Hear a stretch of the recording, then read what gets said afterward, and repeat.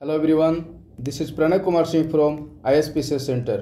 Friends, आज हम लोग 17वीं बीपीएससी की प्रारंभिक परीक्षा को ध्यान में रखते हुए एक टेस्ट सीरीज को डिस्कस करेंगे। यह जो टेस्ट सीरीज होगा वह टेस्ट सीरीज पार्ट 2 होगा। इसके अंतर्गत मुख्य रूप से हम लोग 1 से लेकर 75 नंबर प्रश्न तक पूर्व वीडियो के अंतर्गत ही हम लोग डिस्कस कर चुके हैं। तो आज हम लोग मुख्य रूप से 76 to 150 नंबर प्रश्न तक को डिस्कस करेंगे। तो आइए आज का डिस्कशन हम लोग प्रारंभ करते हैं। पहला प्रश्न है, निम्न में से कौन सा एक हड़प्पा स्थल नहीं है। ध्यान दीजिएगा, प्रश्न कह रहा है कि कौन सा एक हड़प्पा स्थल नहीं है। तो इस प्रश्न का आंसर हो जाएगा ऑप्शन नंबर सी, सोहगौरा, क्योंकि जो सोहगौरा है वह एक ताम्रपत्र अभिलेख है, इसी कारण यह एक हड़प्पा स्थल नहीं है। यदि सोहगौरा ताम्रपत्र अभिलेख की बात करें तो यह जो सोहगौरा ताम्रपत्र अभिलेख है वह प्राकृत भाषा में, इस अभिलेख की रचना प्राकृत भाषा में की गई थी। तो इस प्रश्न का आंसर हो जाएगा ऑप्शन नंबर सी। यदि देसलपुर की बात करें तो यह गुजरात में अवस्थित हड़प्पा स्थल है। तो प्रश्न कह रहा है कि निम्न में से कौन सा एक हड़प्पा स्थल नहीं है। तो इस प्रश्न का आंसर हो जाएगा option number C. Next 77 number प्रश्न है, किसी देश की कर से जीडीपी के अनुपात में कमी क्या सूचित करती है। अर्थात यह जो प्रश्न कह रहा है कि किसी देश में कर एवं जीडीपी अर्थात टैक्स रेशियो जीडीपी के अनुपात में यदि कमी आता है तो उसे किस रूप में हम लोग व्यक्त करते हैं। तो देखिए, पहला नंबर कह रहा है कि आर्थिक वृद्धि दर धीमी होना, बिल्कुल सही। दूसरा कह रहा है कि राष्ट्रीय आय का कम सामयिक यानी कि एक्टिवेबल वितरण। देखिए, दूसरा नंबर जो ऑप्शन है वह गलत हो जाएगा। तो इस प्रश्न का आंसर है option number A. Next 78 number प्रश्न कह रहा है, किसी दी गई अवधि के लिए एक देश की राष्ट्रीय आय क्या होती है। देखिए, यदि राष्ट्रीय आय की बात करें तो राष्ट्रीय आय के अंतर्गत हम लोग उत्पादित अंतिम वस्तुओं और सेवाओं के मौद्रिक मूल्य को हम लोग राष्ट्रीय आय के अंतर्गत मापते हैं। तो प्रश्न कह रहा है कि किसी दी गई अवधि के लिए एक देश की राष्ट्रीय आय उत्पादित अंतिम वस्तुओं और सेवाओं के मौद्रिक मूल्य के योग के बराबर होती है। तो इस प्रश्न का आंसर हो जाएगा option number D. Next 79 number प्रश्न कह रहा है, वर्तमान मूल्य पर प्रति व्यक्ति आय की वृद्धि दर स्थिर मूल्य पर प्रति व्यक्ति आय से वृद्धि दर से अपेक्षाकृत अधिक है, क्योंकि स्थिर मूल्य पर प्रति व्यक्ति आय कि वृद्धि दर में निम्न में से क्या ध्यान में रखा जाता है। तो यदि स्थिर मूल्य पर प्रति व्यक्ति आय की बात करें तो इसमें मूल स्तर में वृद्धि दर हम लोग ध्यान में रखते हैं। तो इस प्रश्न का आंसर हो जाएगा option number B. Next 80 number प्रश्न कह रहा है कि एक खुली अर्थव्यवस्था में अर्थव्यवस्था की राष्ट्रीय आय, जिसे कि वाई से हम लोग इंडिकेट करते हैं, क्या होती है। तो देखिए, यदि वाई की हम लोग बात करें, वाई का मतलब यदि राष्ट्रीय आय की बात करें तो इसका एक फार्मूला है, वाई बराबर C plus I plus G plus X minus M. यदि सी की बात करें तो जो सी है वह उपभोग व्यय है यानी कि कंजम्पशन है सी, और जो आई है वह इन्वेस्टमेंट है, जी है वह गवर्नमेंट एक्सपेंडिचर है, और एक्स है तो एक्स की यदि हम लोग बात करें तो एक्सपोर्ट हो गया, और एम की बात करें तो है इम्पोर्ट हो गया यानी कि आयात। तो प्रश्न कह रहा है कि एक खुली अर्थव्यवस्था में अर्थव्यवस्था की राष्ट्रीय आय क्या होती है। तो इस प्रश्न का जो आंसर हो जाएगा वह होगा ऑप्शन नंबर सी, अर्थात वाई यानी कि राष्ट्रीय आय बराबर C plus I plus G plus X minus M. Next 81 number प्रश्न कह रहा है कि निम्नलिखित कथनों पर विचार करें और बताएं कि उपरोक्त में से कौन से कथन सही है। देखिए, प्रश्न कह रहा है कि भारत में औद्योगिक विकास एक सीमा तक निरुद्ध हुआ है। ऑप्शन नंबर 1 कह रहा है कि व्यवसाय में पर्याप्त उद्यमिता और नेतृत्व के अभाव में, बिल्कुल सही। दूसरा नंबर कह रहा है कि निवेश हेतु बचत के अभाव में। देखिए, दूसरा नंबर जो विकल्प है वो गलत हो गया। तीसरा कह रहा है प्रौद्योगिकी, कौशल और आधारिक संरचना के अभाव में, बिल्कुल सही है। नेक्स्ट है अपेक्षाकृत विशाल जन सामान्य के बीच सीमित क्रय शक्ति होने के कारण, यह भी सही है। तो इस प्रश्न का आंसर हो जाएगा ऑप्शन नंबर बी, अर्थात 1, 3 और 4। नेक्स्ट 82 नंबर प्रश्न कह रहा है कि भारत में आर्थिक सर्वेक्षण प्रत्येक वर्ष आधिकारिक तौर पर निम्न में से किसके द्वारा प्रकाशित किया जाता है। तो यदि हम लोग आर्थिक सर्वेक्षण की बात करें तो यह वित्त मंत्रालय द्वारा प्रकाशित किया जाता है, लेकिन यहाँ प्रश्न उत्पन्न होता है कि वित्त मंत्रालय के किस विभाग द्वारा प्रकाशित किया जाता है आर्थिक सर्वेक्षण को। तो वित्त मंत्रालय के आर्थिक मामलों के विभाग द्वारा प्रत्येक वर्ष आर्थिक सर्वेक्षण को जारी किया जाता है।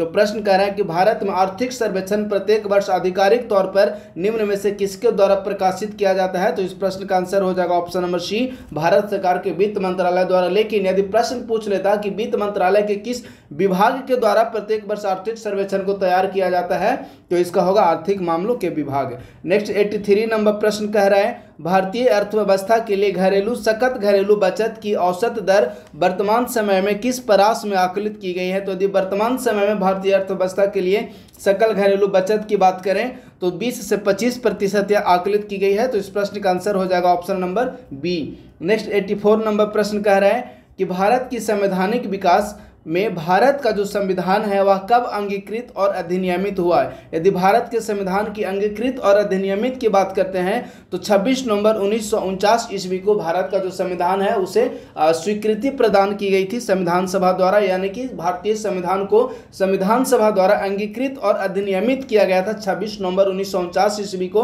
तो इस प्रश्न का आंसर हो जाएगा option number C. Next 85 number प्रश्न कह रहा है कि एक संघीय व्यवस्था और केंद्र में द्वैध शासन भारत में किस अधिनियम द्वारा लागू किया गया?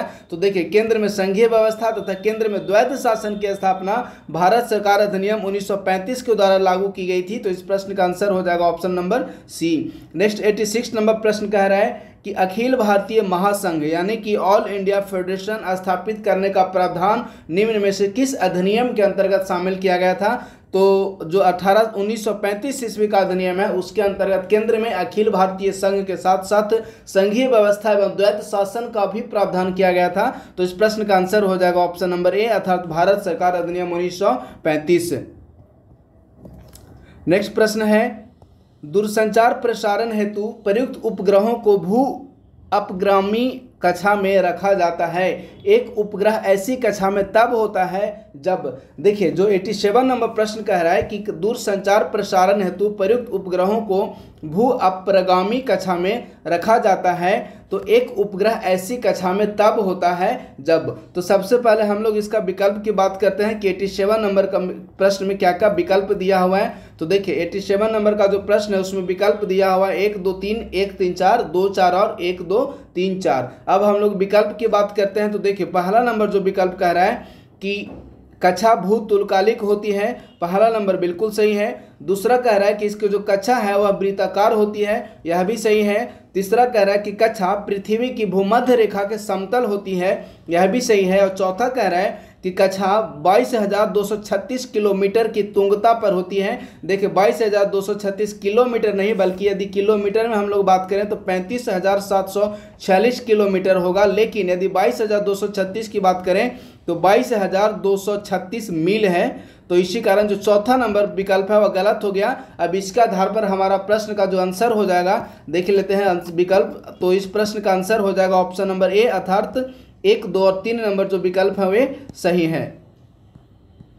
नेक्स्ट 88 नंबर प्रश्न कह रहा है कि भारतीय संविधान को 26 नवंबर 1949 को निम्न में से किनके द्वारा अधिनियमित किया गया, यानी कि भारतीय संविधान को किसके द्वारा स्वीकार किया गया था? तो भारतीय संविधान को 26 नवंबर 1949 ईस्वी को संविधान सभा द्वारा स्वीकृति प्रदान की गई, यानी कि इस प्रश्न का आंसर हो जाएगा option number A. Next 89 number प्रश्न कह रहा है कि निम्नलिखित में से कौन सा एक दर्रा राज्य एवं केंद्र शासित प्रदेश के साथ सही सुमेलित है? ध्यान दीजिएगा, प्रश्न कह रहा है सही सुमेलित है। तो पहला नंबर विकल्प देख लेते हैं, माना हिमाचल प्रदेश। पहला गलत होगा क्योंकि माना और नीति ये जो दो दर्रे हैं वह उत्तराखंड राज्य में अवस्थित हैं, तो पहला नंबर विकल्प गलत हो गया। दूसरा कह रहा है अघिल अरुणाचल प्रदेश, बिल्कुल गलत। नेक्स्ट है नीति उत्तराखंड। देखिए अभी मैंने बताया कि माना और नीति ये जो दो दर्रे हैं उत्तराखंड में अवस्थित है, तो सी नंबर जो विकल्प है वो सही है। और डी कह रहा है दीफू लद्दाख। देखिए डी नंबर भी विकल्प गलत हो गया, तो इस प्रश्न का आंसर हो जाएगा ऑप्शन नंबर सी, अर्थात माना, नीतू और लिपू लेख है ये जो 3 दर्रे हैं जो कि उत्तराखंड राज्य में अवस्थित है।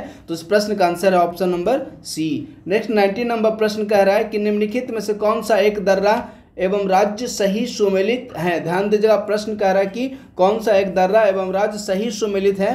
तो संभवतः यह जो प्रश्न है वो रिपीट हो गया है। ये जो ऑप्शन नंबर सी इस प्रश्न का भी सही आंसर होगा, क्योंकि जो नीतू है वो नीति दर्रा है वह उत्तराखंड राज्य में अवस्थित है। तो इस प्रश्न का आंसर हो जाएगा option number C. Next 91 number प्रश्न कह रहा है निम्नलिखित में से कौन सी एक सहायक नदी है वह सही सुमेलित है, अर्थात एक तरफ सहायक नदी दिया हुआ, दूसरे तरफ नदी उस सहायक नदी किस नदी से संबंधित है यह दिया हुआ है। तो इसके विकल्प के आधार पर हमें सही सुमेलित आंसर को सिलेक्ट करना है। पहला है विकल्प में दिया हुआ मांजरा गोदावरी। तो देखिए जो मांजरा है वह गोदावरी प्रश्न कह रहा है कि सही सुमेलित नहीं है। ऑप्शन नंबर ए में है मांजरा गोदावरी, बिल्कुल सही है, क्योंकि जो मांजरा सहायक नदी है और गोदावरी की सहायक नदी है। तो ऑप्शन नंबर ए बिल्कुल सही है। बी कह रहा है हेमावती या कावेरी, यह भी सही है। नेक्स्ट सी में है प्राणहिता महानदी। देखिए यदि सी की हम लोग बात करें तो जो प्राणहिता है, प्राणहिता महानदी नहीं बल्कि जो प्राणहिता है वह गोदावरी की सहायक नदी है। तो ऑप्शन सी नंबर वो गलत हो गया। नेक्स्ट है ऑप्शन डी मालप्रभा कृष्णा, बिल्कुल सही है। तो प्रश्न कह रहा है कि कौन सा सही सुमेलित नहीं है, तो इस प्रश्न का जो आंसर हो जाएगा वह होगा ऑप्शन नंबर सी, क्योंकि जो प्राणहिता है वह महानदी नहीं बल्कि प्राणहिता गोदावरी की सहायक नदी है। इस कारण इस प्रश्न का आंसर निकल कर आ रहा है ऑप्शन नंबर सी।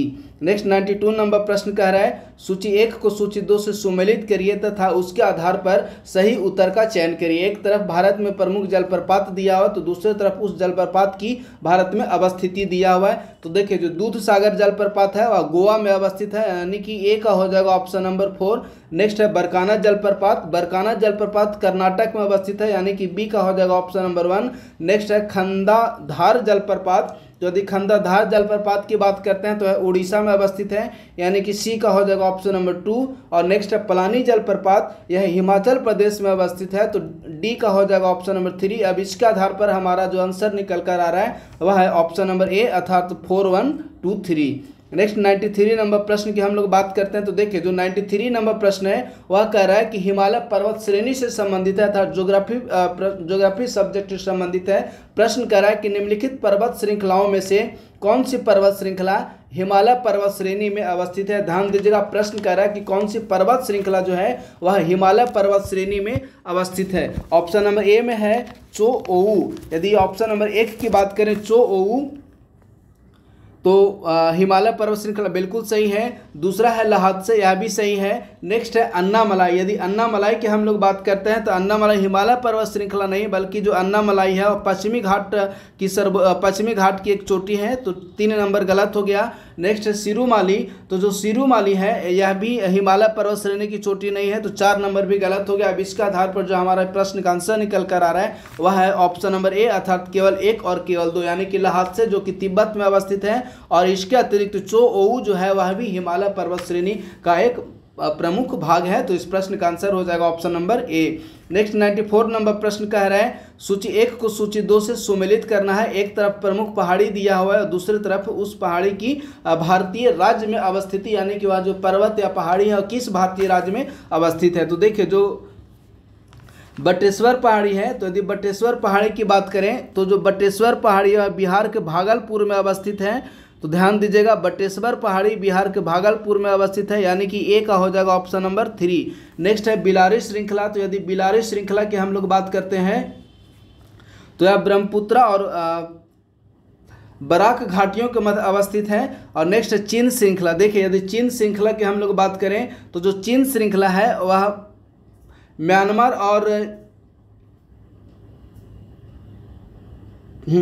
चीन श्रृंखला है वो म्यांमार बॉर्डर पास पड़ता है, यानी कि चीन श्रृंखला को हम लोग मणिपुर मानकर चल रहे हैं, यानी कि सी का हो जाएगा ऑप्शन नंबर 2। और नेक्स्ट है घोसी श्रृंखला, तो जो घोसी श्रृंखला है वह राजस्थान और हरियाणा के बॉर्डर पर है, यानी कि डी का हो जाएगा 1। तो ऑब्वियसली बी का हो जाएगा, यानी कि बिलारी श्रृंखला का हो जाएगा कर्नाटक। तो इसके आधार पर जो इस प्रश्न का आंसर निकल कर आ रहा है वह है ऑप्शन नंबर सी, अर्थात 3 4 और 2 1। नेक्स्ट 95 नंबर प्रश्न की बात करें तो देखिए जो 95 नंबर प्रश्न है वह असर्शन और रीजन से संबंधित प्रश्न है। प्रश्न कह रहा है कि नीचे 2 वक्तव्य दिए गए हैं और एक को अभिकथन अर्थात असर्शन ए तथा दूसरे को कारण अर्थात रीजन माना गया है। तो अब इसका आधार पर आंसर को सिलेक्ट करना है। पहला कह रहा है कि आगरा और दार्जिलिंग एक ही अक्षांश पर स्थित है, किंतु जनवरी में आगरा का तापमान 16 डिग्री सेल्सियस तथा दार्जिलिंग का तापमान 4 डिग्री सेल्सियस होता है। तो पहला नंबर जो विकल्प कह रहा है बिल्कुल सही है। दूसरा जो रीजन है कि ऊंचाई के साथ तापमान घटता है तथा विरल वायु के कारण मैदानी प्रदेशों की तुलना में पर्वतीय जो प्रदेश होते हैं वे अधिक ठंडे होते हैं, यह भी सही है। अर्थात इस प्रश्न का जो आंसर होगा वह होगा ऑप्शन नंबर ए, अर्थात ए तथा आर दोनों सही है। और जो आर अर्थात रीजन है वह असर्शन ए की सही व्याख्या कर रहा है, अर्थात इस प्रश्न का answer option number A. Next 96 number प्रश्न कह रहा है भारत में सर्वाधिक ज्वारीय शक्ति उत्पादक तटीय क्षेत्र निम्न में से कौन सा है। तो देखिए भारत में यदि सर्वाधिक ज्वारीय शक्ति उत्पादक तटीय क्षेत्र की बात करें तो वर्तमान समय में गुजरात की खंभात की खाड़ी है, अर्थात ऑप्शन नंबर सी इस प्रश्न का सही आंसर हो जाएगा।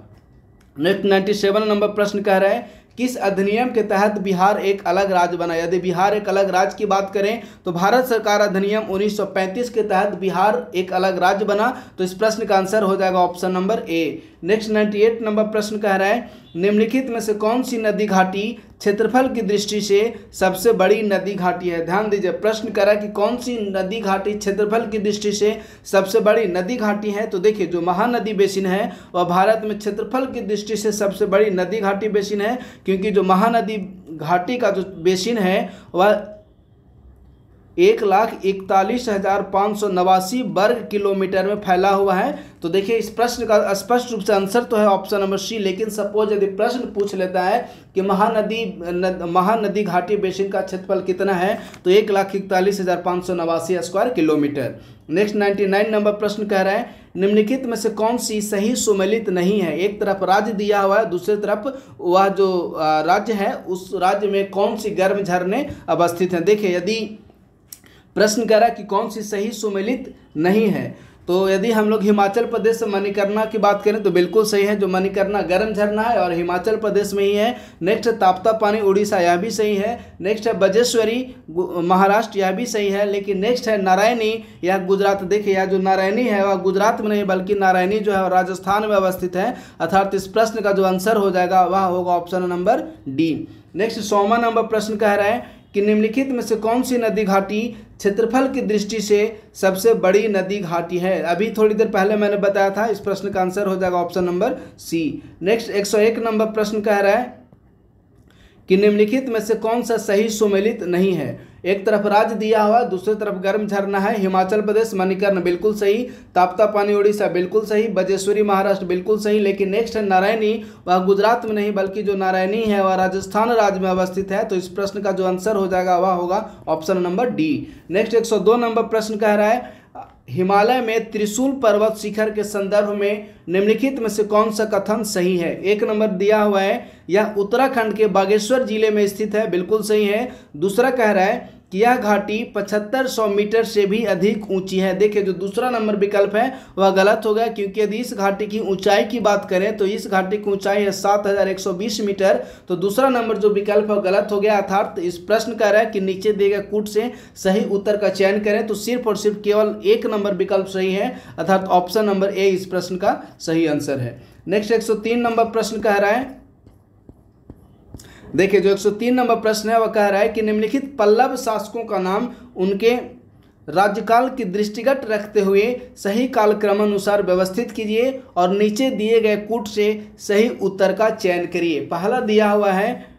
परमेश्वर वर्मन प्रथम। यदि परमेश्वर वर्मन प्रथम की बात करें तो देखिए जो परमेश्वर वर्मन प्रथम है वह 670 से 695 ईस्वी तक परमेश्वर वर्मन प्रथम का कार्यकाल रहा है। और नेक्स्ट है नरसिंह वर्मन प्रथम। नरसिंह वर्मन प्रथम का जो कार्यकाल रहा है वह 630 से 668 ईस्वी तक का जो कार्यकाल था नरसिंह वर्मन प्रथम का है। इसी प्रकार नंदी वर्मन द्वितीय की यदि बात करें तो 731 से 795 ईस्वी का जो टेन्योर था वह नंदी वर्मन द्वितीय का था। और नेक्स्ट है महेंद्र वर्मन प्रथम। यदि महेंद्र वर्मन प्रथम की बात करें तो इसका जो टेन्योर है वह 600 से 630 ईस्वी तक का टेन्योर महेंद्र वर्मन प्रथम का है। अब इसका आधार पर हम लोग इसे यदि व्यवस्थित क्रम में सजाएं तो इस प्रश्न का जो आंसर निकल कर आ रहा है वह है ऑप्शन नंबर ए, क्योंकि सबसे पहले महेंद्र वर्मन प्रथम, उसके बाद जो है वे हैं नरसिंह वर्मन प्रथम, और उसके बाद जो तीसरे नंबर पर हैं वे हैं परमेश्वर वर्मन प्रथम, और जो सबसे लास्ट में है वे हैं नंदी वर्मन प्रथम। तो इस प्रश्न का आंसर निकल कर आ रहा है option number A. Next 104 number प्रश्न कह रहा है जनवरी 2024 में जारी भारत में हिम तेंदुओं की स्थिति रिपोर्ट से संबंधित निम्नलिखित कथनों पर विचार करिए। पहला नंबर ऑप्शन कह रहा है कि यह भारत में हिम तेंदुओं की आबादी का आकलन कार्यक्रम का पहला वैज्ञानिक प्रयास है। पहला बिल्कुल सही है। दूसरा कह रहा है कि इसके अनुसार भारत में वर्तमान समय में हिम तेंदुओं की संख्या 1215 है। देखिए दूसरा नंबर जो विकल्प है वो गलत है, क्योंकि वर्तमान समय में भारत में हिम तेंदुओं की जो संख्या है वह 718 आंकलित की गई है। तो दूसरा नंबर जो विकल्प है वो गलत हो गया। तो इसका आधार पर इस प्रश्न का जो आंसर हो जाएगा वह होगा option number A. Next 105 number प्रश्न कह रहा है कि जनवरी 2024 में महाराष्ट्र सरकार ने किस जिले में कैनेडिस जंगली कुत्तों के परिवार के लिए एक नए संरक्षण रिजर्व अतपाड़ी संरक्षण रिजर्व की घोषणा की। देखिए इस रूप में भी प्रश्न पूछा जा सकता है कि अतपाड़ी संरक्षण रिजर्व हाल ही में किस राज्य सरकार द्वारा घोषित की गई है, या अतपाड़ी संरक्षण रिजर्व भारत के किस राज्य में अवस्थित है। तो यदि अतपाड़ी संरक्षण रिजर्व की बात करें तो महाराष्ट्र में अवस्थित है, लेकिन अब प्रश्न कर रहा है कि महाराष्ट्र के किस जिले में। तो इस प्रश्न का जो आंसर हो जाएगा वह होगा ऑप्शन सी, अर्थात महाराष्ट्र के सांगली जिले में महाराष्ट्र सरकार द्वारा कैनेडिस जंगली कुत्तों के परिवारों के संरक्षण के लिए अतपाड़ी संरक्षण रिजर्व की घोषणा की गई है। तो इस प्रश्न का answer option number B. Next 106 number प्रश्न कह रहा है जनवरी 2024 को भारत में रामसर स्थलों की सूची में 5 नए वेटलैंड्स शामिल करने के उपरांत भारत में कुल रामसर स्थलों की संख्या कितनी हो गई है। तो वर्तमान समय में भारत में जो कुल रामसर स्थल हैं वे टोटल 80 हैं। तो इस प्रश्न का आंसर हो जाएगा ऑप्शन नंबर डी। नेक्स्ट 107वां नंबर प्रश्न कह रहा है निम्नलिखित में कौन सा एक भारत शासन अधिनियम 1935 में स्वीकार किया हुआ महत्वपूर्ण और अस्थायी अवयव नहीं है। पहला कह रहा है देश के लिए लिखित संविधान। देखिए देश के लिए लिखित संविधान की चर्चा भारत सरकार अधिनियम 1935 में भी की गई थी, बिल्कुल सही है। दूसरा कह रहा है विधानमंडल के लिए निर्वाचित एवं जवाबदेह प्रतिनिधि, बिल्कुल सही। नेक्स्ट है एक संघ की योजना पर विचार, यह भी सही है। नेक्स्ट है विधानमंडल के लिए सरकारी सदस्यों का समवंचित किया जाना, यानी कि नॉमिनेट किया जाना। देखिए यह जो डी नंबर विकल्प है वह गलत है, क्योंकि नॉमिनेट के साथ साथ उन्हें निर्वाचित करने की भी बात की गई थी। तो जो डी नंबर विकल्प है वो गलत है, अर्थात इस प्रश्न का answer option number D. Next 108 number प्रश्न कह रहा है भारत का पहला राष्ट्रीय राजमार्ग स्टील स्लैग रोड खंड किस राष्ट्रीय राजमार्ग पर स्थित है। तो यह NH 66 पर स्थित है। तो इस प्रश्न का answer option number A. Next 109 number प्रश्न कह रहा है निम्नलिखित गतिविधियों पर विचार करें और बताएं कि तकनीकी के वर्तमान स्तर पर उपर्युक्त गतिविधियों में से किसे ड्रोन के प्रयोग से सफलतापूर्वक उपयोग किया जा सकता है। पहला नंबर विकल्प कह रहा है खेतों में फसल पर पीड़कनाशी छिड़कना, बिल्कुल सही। दूसरा कह रहा है सक्रिय ज्वालामुखियों के मुखों का निरीक्षण करना, बिल्कुल सही है। नेक्स्ट कह रहा है DNA विश्लेषण के लिए उत्क्षेपण करती हुई व्हेलों के श्वास के नमूने एकत्र करना, यह भी सही है, अर्थात option number D. Next 110 number प्रश्न कह रहा है अटल बिहारी वाजपेयी सेवरी नहावा सेवा अटल सेतु के संबंध में निम्नलिखित विकल्पों में से कौन सा तथ्य सही नहीं है। ध्यान दीजिएगा, प्रश्न कह रहा है कि कौन सा तथ्य जो है वह सही नहीं है। पहला कह रहा है कि 12 जनवरी 2024 को प्रधानमंत्री नरेंद्र मोदी ने नवी मुंबई में इस योजना का उद्घाटन किया। देखिए पहला कह रहा है कि इस योजना का उद्घाटन किया। दूसरा कह रहा है कि इस पुल की निर्माण लागत 17,810 करोड़ रुपए से अधिक है, बिल्कुल सही। नेक्स्ट कह रहा है 6 लेन वाले इस पुल की लंबाई 21.8 किलोमीटर है, यह भी सही है। नेक्स्ट कह रहा है कि यह पुल भारत का दूसरा सबसे लंबा पुल है। देखिए जो डी नंबर विकल्प है वह गलत हो गया, क्योंकि यह जो पुल है भारत का दूसरा सबसे लंबा पुल नहीं बल्कि यह भारत का पहला सबसे लंबा पुल है। तो इसी कारण इस प्रश्न का जो आंसर हो जाएगा वह होगा ऑप्शन नंबर डी। अब हम लोग यदि नहावा सावा अटल सेतु पुल की बात करें तो देखिए यह जो पुल है इसकी कुल लंबाई है 21.8 किलोमीटर और 21 इसकी कुल लंबाई में यह 6 लेन का एक ब्रिज है। और इसके साथ साथ इसका जो इसमें एक महत्वपूर्ण बात यह है कि इसका 16.5 किलोमीटर जो इसकी जो लंबाई है वह जल में बनी हुई है। तो प्रश्न कर रहा है कि कौन सा तथ्य सही नहीं है। तो इस प्रश्न का आंसर हो जाएगा ऑप्शन नंबर डी, क्योंकि यह पुल भारत का दूसरा सबसे लंबा पुल नहीं बल्कि यह जो पुल है भारत का पहला सबसे बड़ा पुल है। नेक्स्ट 111 नंबर प्रश्न की बात करें तो देखिए जो 111 नंबर प्रश्न है वह इंडियन पॉलिटी से संबंधित है। प्रश्न कह रहा है संविधान द्वारा केंद्रीय सरकार की कार्यपालिका शक्ति निम्न में से किसमें निहित की गई है। तो केंद्रीय सरकार की यदि कार्यपालिका शक्ति की बात करें तो कार्यपालिका शक्ति राष्ट्रपति में निहित की गई है। तो इस प्रश्न का आंसर हो जाएगा option number B. Next 112 number, हाँ एक महत्वपूर्ण बात कि जो कार्यपालिका शक्ति राष्ट्रपति में निहित की गई है, तो इसका जो संबंधित यदि अनुच्छेद की हम लोग बात करें तो आर्टिकल 74(1) है।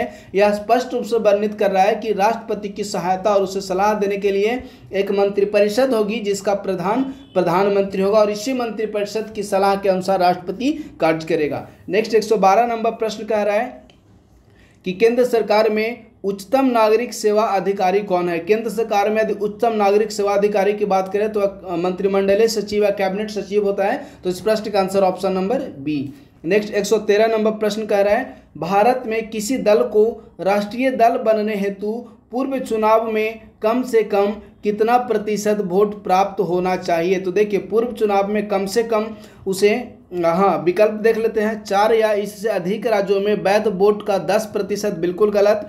दूसरा कह रहा है 4 या इससे अधिक राज्यों में वैध वोट का 4%, बिल्कुल गलत। नेक्स्ट कह रहा है कि 2 राज्यों में वैध वोट का 15%, यह भी गलत। तो इस प्रश्न का आंसर हो जाएगा ऑप्शन नंबर डी, अर्थात उपरोक्त में से कोई नहीं। अब हम लोग यदि बात कर लें तो देखिए राष्ट्रीय दल का दर्जा प्राप्त करने के लिए किसी भी राजनीतिक दल को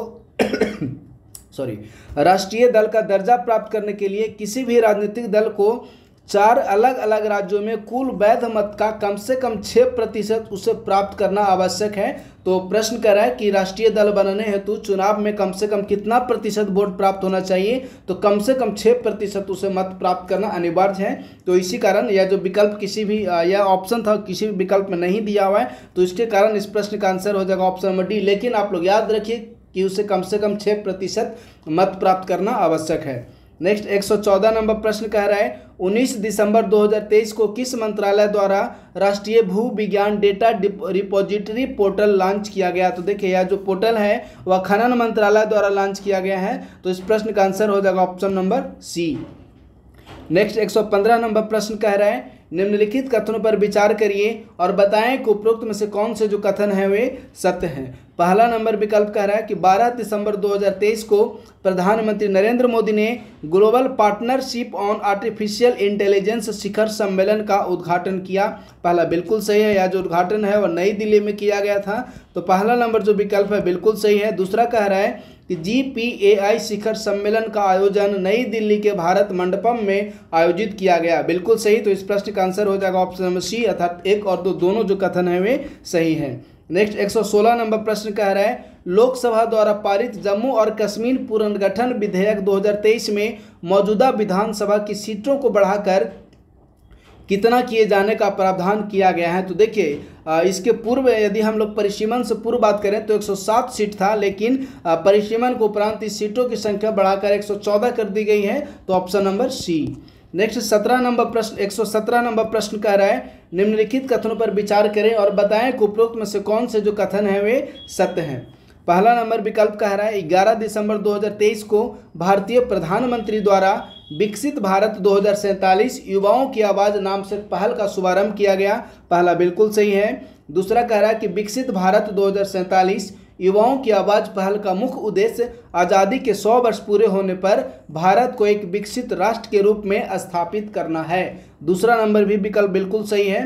तो प्रश्न कर रहा है कि कौन सा कथन सत्य है, तो ऑब्वियसली ऑप्शन नंबर सी, दोनों कथन सत्य हैं। नेक्स्ट 118 नंबर प्रश्न कह रहा है दिसंबर 2023 में 27वां विश्व निवेश सम्मेलन 2023 कहाँ आयोजित किया गया। तो देखिए इस प्रश्न का जो आंसर हो जाएगा वह होगा ऑप्शन नंबर बी, अर्थात जो विश्व निवेश सम्मेलन दिसंबर 2023 में नई दिल्ली में आयोजित किया गया। और इसका यदि थीम की बात करें कि इस जो विश्व निवेश सम्मेलन का थीम क्या है, तो इस विश्व निवेश सम्मेलन का जो थीम है वह है निवेशकों को सशक्त बनाना। तो आप लोग नोट करते चलिए, निवेशकों को सशक्त बनाना विश्व निवेश सम्मेलन का मुख्य विषय है। नेक्स्ट 119 नंबर प्रश्न कह रहा है दिसंबर 2023 में तीसरा इंडिया इंटरनेट गवर्नेंस फोरम 2023 कहाँ आयोजित किया गया। तो देखिए यह जो तीसरा इंडिया इंटरनेट गवर्नेंस फोरम 2023 है, इसका आयोजन जो है वह दिसंबर 2023 में नई दिल्ली में किया गया। तो इस प्रश्न का आंसर हो जाएगा option number D. Next 120 number प्रश्न कह रहा है दिसंबर 2023 में जारी विभिन्न राज्यों में लॉजिस्टिक रिपोर्ट से संबंधित निम्नलिखित कथनों पर विचार करिए। देखिए पहले हम लोग विकल्प देख लेते हैं सॉरी विकल्प कह रहा है केवल एक सही है, केवल दो सही है, एक और दो दोनों सही है और इनमें से कोई सही नहीं है, यानी कि जो दोनों कथन है वे गलत हैं। तो पहला नंबर जो विकल्प कह रहा है कि यह रिपोर्ट नीति आयोग द्वारा जारी की गई। देखिए पहला नंबर जो विकल्प है वह गलत हो गया, क्योंकि इस रिपोर्ट को नीति आयोग ने जारी नहीं किया गया, बल्कि इस रिपोर्ट को जो जारी करने का कार्य है वह वाणिज्य और उद्योग मंत्रालय द्वारा यह जो रिपोर्ट है वह जारी किया गया है, वाणिज्य और उद्योग मंत्रालय। तो जो पहला नंबर विकल्प है वह गलत हो गया। अब हम लोग दूसरा नंबर विकल्प की बात करें तो देखिए जो इस प्रश्न का दूसरा नंबर विकल्प है वह कह रहा है कि इस रिपोर्ट के अनुसार तटीय राज्यों के समूह में अचीवर्स अर्थात लक्ष्य प्राप्त करने वाले राज्यों में आंध्र प्रदेश, गुजरात, कर्नाटक और तमिलनाडु शामिल हैं। तो दूसरा नंबर जो विकल्प है बिल्कुल सही है। तो इस प्रश्न का जो आंसर हो जाएगा वह होगा ऑप्शन नंबर बी, क्योंकि पहला है वह गलत हो गया। इस रिपोर्ट को वाणिज्य एवं उद्योग मंत्रालय द्वारा जारी किया गया है। नेक्स्ट 121 नंबर प्रश्न कह रहा है भौगोलिक सूचना प्रणाली एप्लीकेशन ग्राम मानचित्र निम्न में से किसके द्वारा लॉन्च किया गया है। तो जो ग्राम मानचित्र है उसे पंचायती राज मंत्रालय द्वारा लॉन्च किया गया है। तो इस प्रश्न का आंसर हो जाएगा option number B. Next 122 number प्रश्न कह रहा है, देखिए 122 नंबर जो प्रश्न है वह भारत सरकार की स्कीम से है। यह स्कीम जो काफ़ी फेमस रहा था, प्रधानमंत्री जनजातीय आदिवासी न्याय महाअभियान। तो प्रश्न कह रहा है प्रधानमंत्री जनजातीय आदिवासी न्याय महाअभियान के संबंध में नीचे दिए गए विकल्पों में से कौन से जो विकल्प हैं वे सही नहीं है। ध्यान दीजिएगा, प्रश्न कह रहा है कि कौन से विकल्प सही नहीं है। पहला नंबर विकल्प कह रहा है 29 नवंबर 2023 को केंद्रीय मंत्रिमंडल ने इस अभियान को मंजूरी प्रदान की, बिल्कुल सही। दूसरा कह रहा है इस अभियान हेतु मंजूर की गई कुल परिव्यय राशि 24,104 करोड़ रुपया है, बिल्कुल सही। तीसरा कह रहा है कि इस अभियान के अंतर्गत कुल 9 संबंधित मंत्रालयों के माध्यम से 11 अहम क्षेत्रों पर ध्यान केंद्रित किया जाएगा, यह भी सही है। नेक्स्ट कह रहा है कुल मंजूर की गई परिव्यय राशि में जो केंद्र सरकार का जो अंश है वह 12,436 करोड़ रुपया है। देखिए यह जो डी नंबर जो विकल्प है वह गलत है। प्रश्न करें कौन सा सही नहीं है, तो डी नंबर विकल्प गलत है। तो इस प्रश्न का जो आंसर हो जाएगा वह होगा option number D. Next 123 number प्रश्न की बात करें तो देखिए 123 नंबर जो प्रश्न है कि निम्नलिखित कथनों पर विचार करिए। ऑप्शन नंबर 1 में दिया हुआ है 1 से 5 दिसंबर 2023 के मध्य 5वां वैश्विक आयुर्वेद महोत्सव 2023 तिरुवनंतपुरम केरल में आयोजित किया गया, बिल्कुल सही है। दूसरा कह रहा है प्रधानमंत्री नरेंद्र मोदी ने इस महोत्सव का उद्घाटन किया। देखिए दूसरा नंबर जो विकल्प है दूसरा नंबर जो विकल्प है वो गलत हो गया, क्योंकि इसका उद्घाटन प्रधानमंत्री द्वारा नहीं बल्कि उपराष्ट्रपति जगदीप धनखड़ द्वारा इसका उद्घाटन किया गया था। तो इस प्रश्न का जो आंसर हो जाएगा, प्रश्न करें कौन सा कथन सही है, यानी कि ऑप्शन नंबर 1 केवल और केवल पहला नंबर जो विकल्प है सही है, अर्थात इस प्रश्न का answer option number A. Next 124 number प्रश्न कह रहा है, देखिए 124 नंबर प्रश्न से मैथ आ गया है 124, 25, 26, 27, इसके अतिरिक्त 128, 29, 30, 31, 32, हाँ 132 नंबर तक मैथ आ गया है। अब हम लोग इसे 133 नंबर से पुनः प्रारंभ करते हैं। तो देखिए जो 133 नंबर प्रश्न कह रहा है बिहार स्पेशल से संबंधित है। प्रश्न बहुत आसान है। प्रश्न कह रहा है कि बिहार में कांग्रेस का प्रथम अधिवेशन कहाँ हुआ था। यदि बिहार में कांग्रेस का प्रथम अधिवेशन की बात करें तो 1912 ईस्वी में बांकीपुर में आयोजित किया गया था, और जो बांकीपुर है पटना में है। तो इस प्रश्न का जो आंसर हो जाएगा वह होगा ऑप्शन नंबर ए। यदि इस अधिवेशन की अध्यक्षता की बात करें तो जो इस बिहार में कांग्रेस का प्रथम अधिवेशन हुआ था 1912 में, इसकी जो अध्यक्षता की थी वह रघुनाथ नरसिंह मधोलकर द्वारा इसकी अध्यक्षता की गई थी। तो देखिए प्रश्न चूंकि कह रहा है कि प्रथम अधिवेशन कहाँ हुआ था, तो ऑब्वियसली इस प्रश्न का आंसर हो जाएगा option number A. Next 134 number प्रश्न कह रहा है कि खनिज और जिले के निम्न जोड़ों में से कौन सा जोड़ा सही सुमेलित है। ध्यान दीजिएगा, प्रश्न कह रहा है कौन सा जोड़ा सही सुमेलित है। तो देखिए लाइमस्टोन कैमूर बिल्कुल सही है। दूसरा कह रहा है माइका भागलपुर, तो माइका भागलपुर नहीं बल्कि भागलपुर में सीसा खनिज ज़्यादा देखने को मिलता है।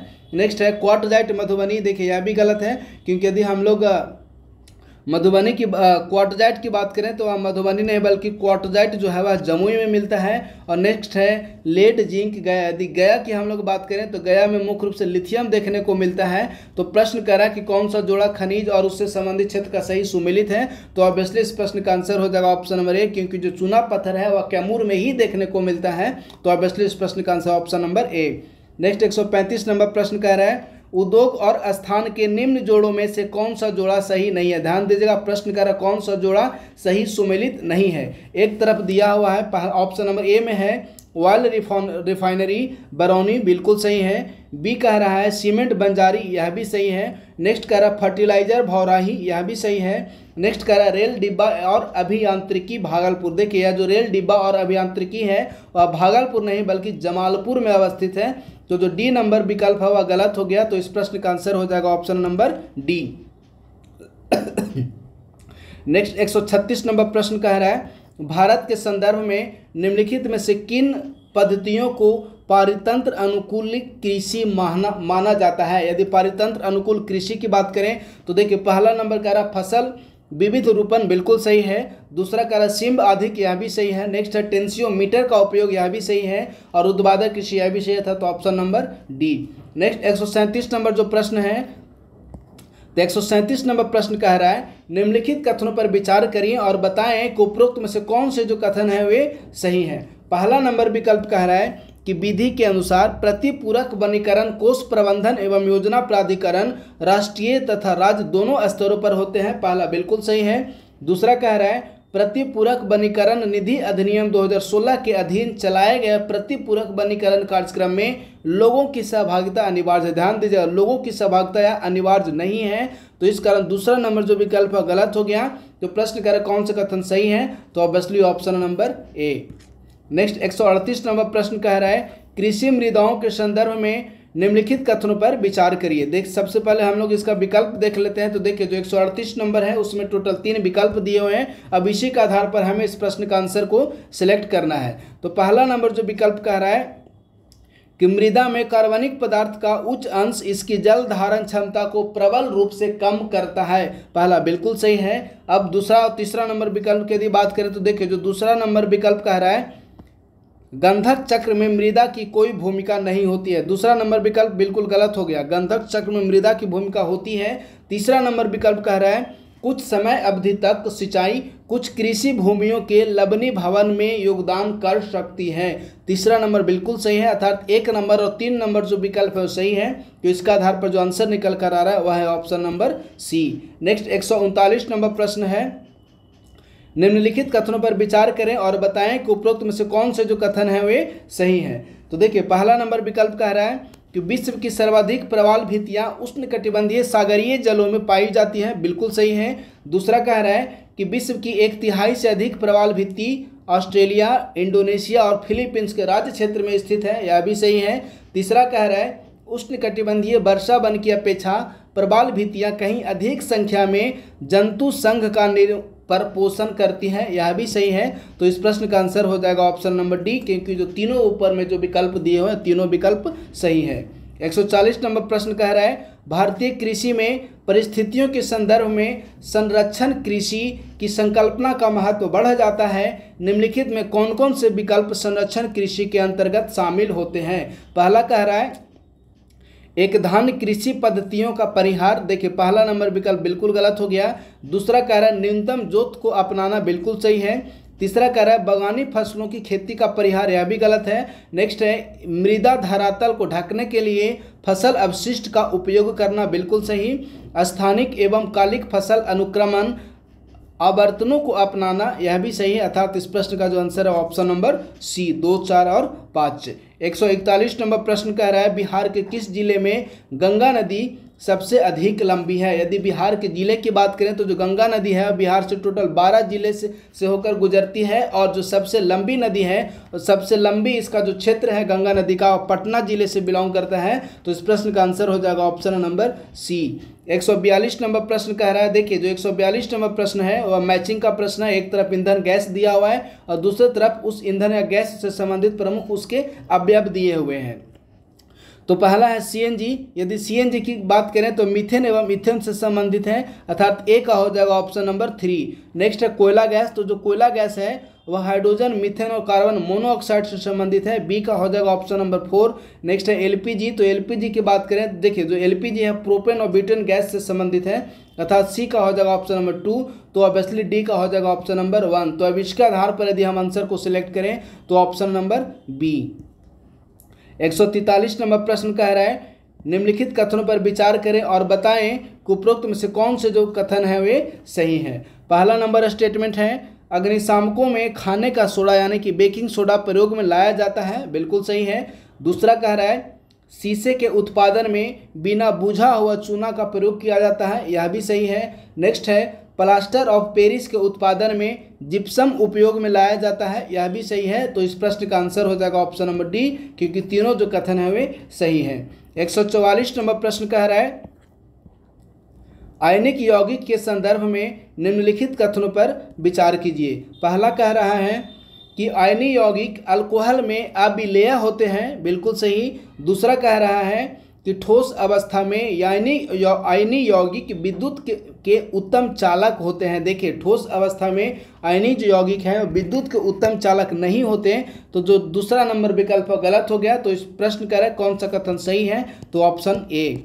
145 नंबर प्रश्न कह रहा है एक तरफ ऑक्सीकरण से संबंधित संख्या दिए हो, दूसरी तरफ उसके तत्व दिए हुए हैं। तो देखिए यदि हम लोग ऑप्शन नंबर जो ए में दिया हुआ है 2, यदि 2 नंबर ऑक्सीकरण संख्या की बात करें तो हम लोग तीसरा नंबर विकल्प की बात करते हैं। CaO2 में Ca का ऑक्सीकरण संख्या 2 होता है, अर्थात ए का हो जाएगा ऑप्शन नंबर 3। नेक्स्ट है 3। तो यदि हम लोग बी की बात करते हैं ऑप्शन नंबर की ऑक्सीकरण संख्या 3 किस्म होता है, तो जो ऑक्सीकरण संख्या 3 है वह 4 नंबर विकल्प हो जाएगा, यानी कि बी का हो जाएगा ऑप्शन नंबर 4। नेक्स्ट है 4 ऑक्सीकरण संख्या, जो 4 ऑक्सीकरण संख्या है MnO2 में मैग्नीज की जो ऑक्सीकरण संख्या है वह 4 होती है, यानी कि सी का हो जाएगा 1। तो डी का ऑब्वियसली हो जाएगा ऑप्शन नंबर 2। अब इसका आधार पर जो आंसर निकल कर आ रहा है वह ऑप्शन नंबर ए। 146 नंबर प्रश्न की बात करते हैं। देखिए सबसे पहले हम लोग 146 नंबर प्रश्न का विकल्प देख लेते हैं कि आखिर 146 नंबर प्रश्न का विकल्प क्या है। सॉरी, तो जो 146 नंबर प्रश्न है वह असर्शन और रीजन से संबंधित है। तो यदि हम लोग 146 नंबर प्रश्न की बात करें तो प्रश्न कह रहा है असर्शन में दिया हुआ है कि विस्की पीने से मूत्र त्याग की बारंबारता बढ़ जाती है, बिल्कुल सही है। दूसरा कह रहा है कि एल्कोहल के अंतर्ग्रहण से शरीर में वैसोप्रेसिन का स्राव बढ़ जाता है। देखिए जो दूसरा नंबर है यानी कि जो रीजन है वह गलत है। अब इसका आधार पर यदि हम आंसर को सिलेक्ट करें तो ऑब्वियसली इस प्रश्न का आंसर हो जाएगा ऑप्शन नंबर सी, क्योंकि पहला नंबर जो विकल्प है वो सही है, क्योंकि जो अल्कोहल का ज़्यादा सेवन से मूत्र स्राव की बारंबारता बढ़ जाती है, और तो इसी कारण इस प्रश्न का जो आंसर हो जाएगा वह है ऑप्शन नंबर सी। 147 नंबर प्रश्न कह रहा है भारत के राष्ट्रपति अपनी शक्तियों का प्रयोग निम्न में से किनके माध्यम से करते हैं। तो देखिए भारत की राष्ट्रपति जो है वो अपनी शक्तियों का प्रयोग या तो प्रत्यक्ष रूप से या अपने अधीनस्थ अधिकारियों की सहायता से करते हैं। तो ऑब्वियसली इस प्रश्न का जो आंसर हो जाएगा वह है ऑप्शन नंबर ए। अब देखिए यदि भारत की राष्ट्रपति की बात करें तो आर्टिकल 53(1) में स्पष्ट रूप से वर्णित किया गया है कि संघ की जो कार्यपालिका शक्ति होगी वह भारत के राष्ट्रपति में निहित होगी। अब देखिए 148 नंबर प्रश्न कह रहा है कि भारत का राष्ट्रपति किसके द्वारा हटाया जा सकता है। तो जो भारत का राष्ट्रपति है वह संसद द्वारा पारित महाभियोग के माध्यम से हटाया जा सकता है। तो इस प्रश्न का आंसर हो जाएगा ऑप्शन नंबर बी। अब यदि महाभियोग की बात करें तो जो महाभियोग का वर्णन है इंडियन कॉन्स्टिट्यूशन के आर्टिकल 61 में महाभियोग का वर्णन किया गया है। नेक्स्ट 149 नंबर प्रश्न कह रहा है कि मरुस्थल में फिएडोफाइट्स मिलते हैं, यानी ऐसे पादप जिनमें, अर्थात जो प्रश्न कह रहा है कि मरुस्थल में फिएटोफाइट्स प्रकार के पौधे मिलते हैं जिनमें मुख्य रूप से, तो देखिए पहला नंबर विकल्प कह रहा है कि पत्तियों में वसा का संग्रहण 20 से 30 मिलीग्राम होता है, बिल्कुल गलत है। दूसरा कह रहा है कि इस प्रकार के जो पौधे होते हैं इनकी जो जड़ें हैं वो 20 से 30 फीट तक लंबी होती हैं, बिल्कुल सही है। मरुस्थल में जो पौधे उगती हैं उनकी जो जड़ें हैं वह काफ़ी लंबी होती हैं। इसका कारण है क्योंकि जो मरुस्थल में जो जल है वह जल का जो स्तर है वह काफ़ी नीचे रहता है, तो चूंकि उनकी जो जड़ें हैं वो लंबी होंगी तो ही अपने पोषण के लिए जल को प्राप्त कर सकेंगे। तो ऑब्वियसली इस प्रश्न का आंसर हो जाएगा ऑप्शन नंबर बी। 150 नंबर प्रश्न कह रहा है कि भारत का प्रधानमंत्री निम्न में से किसके प्रति जवाबदेह होता है। यदि भारत का प्रधानमंत्री की बात करें तो देखिए जो प्रधानमंत्री है वह व्यक्तिगत रूप से यदि बात करें कि जो प्रधानमंत्री व्यक्ति, सपोज प्रश्न पूछ लेता कि प्रधानमंत्री व्यक्तिगत रूप से किसके प्रति जवाबदेह होते हैं, तो ऑब्वियसली यदि व्यक्तिगत रूप से पूछता तो भारत के राष्ट्रपति के प्रति जो प्रधानमंत्री है व्यक्तिगत रूप से जवाबदेह होते हैं। लेकिन यदि प्रश्न पूछ लेता कि भारत का जो प्रधानमंत्री है सामूहिक रूप से किसके प्रति जवाबदेह होता है, तो भारत का प्रधानमंत्री सामूहिक रूप से लोकसभा के प्रति जवाबदेह होता है। अब प्रश्न कह रहा है कि भारत का प्रधानमंत्री किसके प्रति जवाबदेह है, तो ऑब्वियसली इस प्रश्न का आंसर हो जाएगा ऑप्शन नंबर सी। तो इस प्रकार से फ्रेंड्स आज का जो सेशन था समाप्त हुआ। बहुत बहुत धन्यवाद।